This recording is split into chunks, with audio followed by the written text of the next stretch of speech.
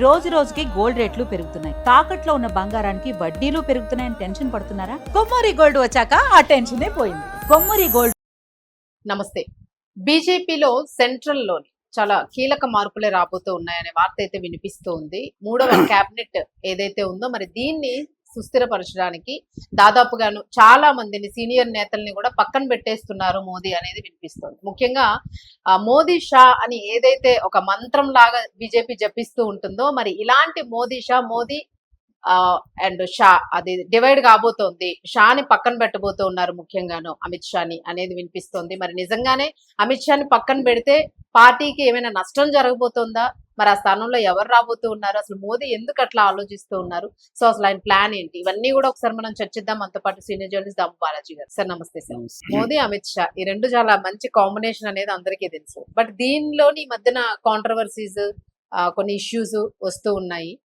మీరేమంటారు అసలు? అంటే జంజీ ఇందుకు కారణం అనుకోవచ్చా? కాక్రోచ్ గానీ జంజీ గానీ, లేదా ఇంకేదైనా పర్సనల్ ఎజెండా మోదీకి ఉందని అంటూ ఉన్నారు. మీరేమంటారు? ఎప్పుడు అయినా రాజకీయాల్లో నెంబర్ 1 కి థ్రెట్ ఎవరంటే నెంబర్ 2 అండి. అంటే నెంబర్ 2నే కదా నెంబర్ 1 లోకి పొజిషన్ లోకి ఎంటర్ అయ్యే వస్తారు. అవకాశం ఉంది. అలాగా మోడీకి థ్రెట్ ఎవరంటే అమిత్ షా ఇమ్మీడియట్ గా, నెక్స్ట్ యోగి. ఈ వీళ్ళిద్దరే Yes. Number left and right 2 position లో ఉంటారు.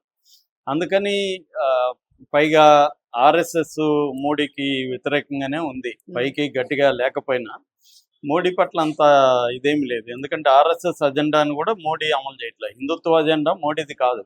మోడీ అజెండా మోడీ అజెండాని, మోడీని మోడీకి అజెండా ఆయన పర్సనల్ డిక్షనరీ. అంత తప్ప మోడీకి హిందూ మతాన్ని అభివృద్ధి చేయాలి అవి కూడా లేవు.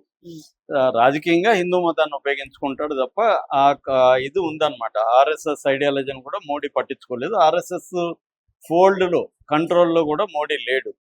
అందుకని కూడా ఉంది.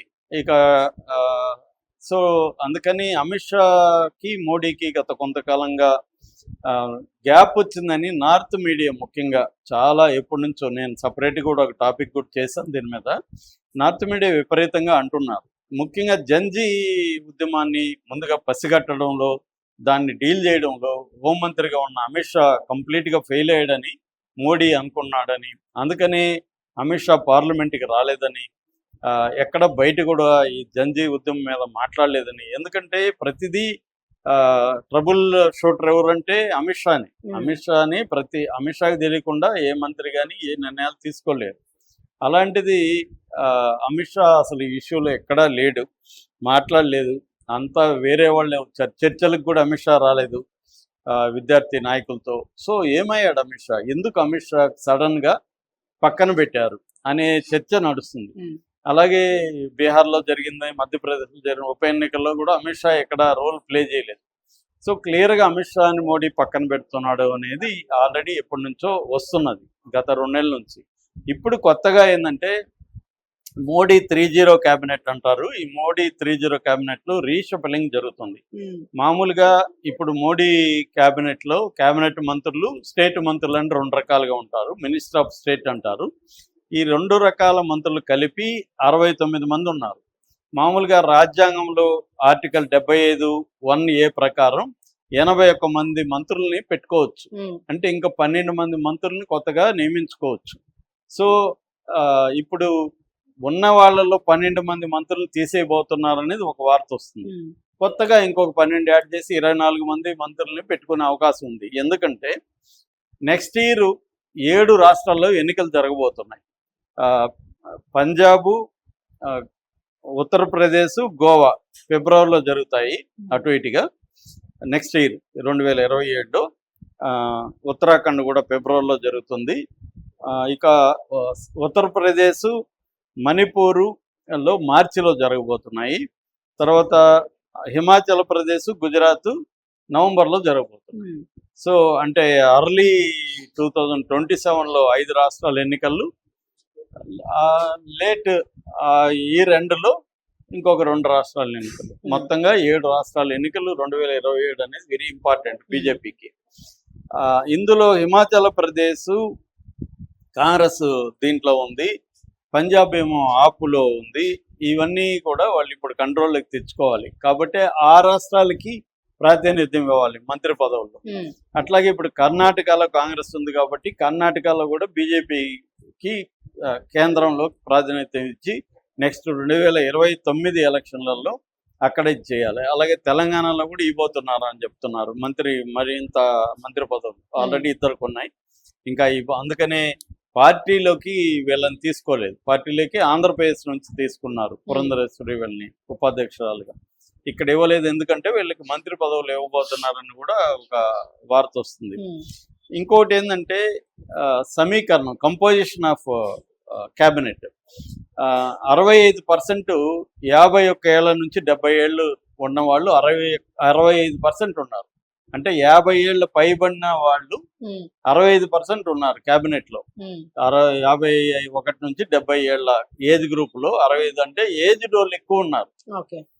24% వాళ్ళు 31 నుంచి 50% ఉన్నారు, 50 మంది ఉన్నారు. ఇది 24%. సో ఈ ఏజ్ గ్రూప్ 31 నుంచి 50 ఏజ్ గ్రూప్ లో వాళ్ళు 24% ఉన్నారు. అంటే వీళ్ళని పెంచాలి. ఇప్పుడు హైయెస్ట్ వచ్చి జతిన్ రామ్ మాంజా బీహార్ నుంచి, ఆయనకి 81 ఏళ్ళు, ఆయన ఓల్డెస్ట్ అనమాట. ఇది మంత్రి పదవులు సీనియర్. జూనియర్ వచ్చి మన రామ్మోహన్ నాయుడు 38 ఏళ్ళు. సో 38 ఏళ్ళు జూనియర్ అనమాట మంత్రి పదవుల్లో. అందుకని ఇప్పుడు ఆ composition age wise young batch ని అక్కడ, ఎందుకంటే ఎలక్షన్లలో ఎప్పుడైనా కూడా ఎలక్షన్ క్యాబినెట్ అంటారు. ఎలక్షన్ క్యాబినెట్ ఫైటింగ్ చేయగలిగిన వాళ్ళు ఉండాలి, ఫైట్ చేయగలిగిన వాళ్ళు ఉండాలి. ఎందుకంటే వివిధ రాష్ట్రాలకు వెళ్ళాలి, యాక్టివ్ గా పార్టిసిపేట్ చేయాలి.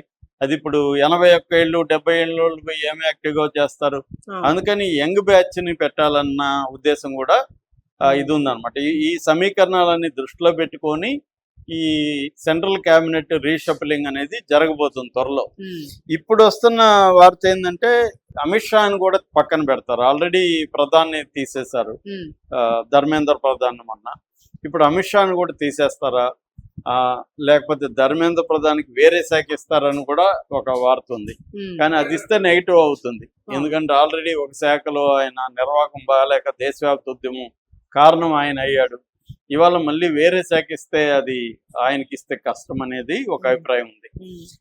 ఇప్పుడు అమిత్ షాకి తీసేస్తారా, తీసేస్తే మళ్ళీ అదొక కల్లోలం అవుతుంది. అంటే బీజేపీలో గందరగోళానికి దారి తీస్తుంది.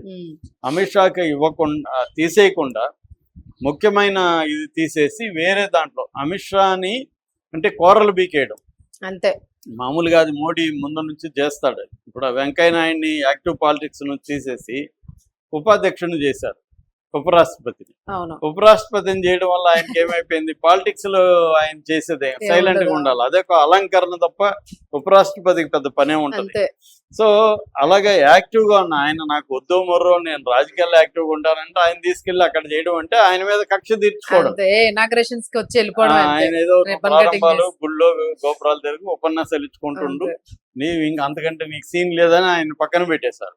అలాగే ఒక్కొక్కసారి ఏంటంటే ఏది పనిష్మెంట్ ఏది ప్రమోషన్ తెలియకుండా మేనేజ్ చేయడానికి అమిత్ షా అని వేరే దాంట్లో ఇచ్చేసి ఈ పదవిలోని తీసేసి ఆయన్ను కీలకంగా ఉంచకుండా చేసే ఒక స్కీమ్ జరుగుతుంది అనేది రాజకీయాల్లో మామూలుగా ఇలాగే జరుగుతుంటాయి. వాళ్ళ పైకేమో ఒక అంటే ఇప్పుడు మన పవన్ కళ్యాణ్ కూడా అదే, పవన్ కళ్యాణ్కి ఉప ముఖ్యమంత్రి అనేది రాజ్యాంగబద్ధ పదవి కాదు. ఆయనకి సింబాలిక్ గా ఇంపార్టెన్స్ ఇస్తారు తప్ప day to day decision making లో పవన్ కళ్యాణ్ కి ఇంపార్టెన్స్ లేదు. అందుకని ఆయన ఈ ఇయర్ జనవరి నుంచి ఆగస్టు 18 వరకు 14 కేబినెట్ మీటింగ్లు జరిగితే 10 కేబినెట్ మీటింగ్లకి అటెండ్ కాలేదు. ఎందుకు అటెండ్ కాలేదు? కొన్నిటికేమో హెల్త్ బాగాలేదు, కానీ మేజర్గా ఎందుకు అటెండ్ కాలేదంటే డెసిషన్ మేకింగ్ లో ఈయన రోల్ ఏం లేదు కాబట్టి నేను ఎందుకు అటెండ్ అవ్వడం అనేది అలిగాడు అనే వార్తలు వస్తున్నాయి. సో ఇది చేస్తారనమాట. రాజకీయాల్లో ఏం చేస్తారంటే పేరుకి ఇంపార్టెన్స్ ఉన్నట్టే ఉంటది, రియల్ పవర్ ని కట్ చేసేస్తారు. అలాగే ఇప్పుడు అమిత్ షాకి మోడీ రియల్ పవర్ కట్ చేయడానికి కేంద్ర మంత్రి పదవి ఉంచుతాడు, ఇంకేదో ఒక శాఖని ఇస్తాడు, అప్రధాన శాఖ ఒకటి పెట్టేసి వేరికి కేంద్ర మంత్రిగా ఉంటాడు. కానీ అలంకారప్రాయంగా అలా ఆయనకి ఏమి ఉండదు అనమాట. పవర్ అనేది కట్ చేసి వేరే వాళ్ళని దాంట్లోకి తీసుకొని కొత్త బ్రీడ్ని తీసుకొని కొత్త మోడీ బ్యాచ్ తయారు చేసుకొని అలాగా రేపు నెక్స్ట్, ఎందుకంటే రేపు టఫ్ ఉంటది మోడీకి.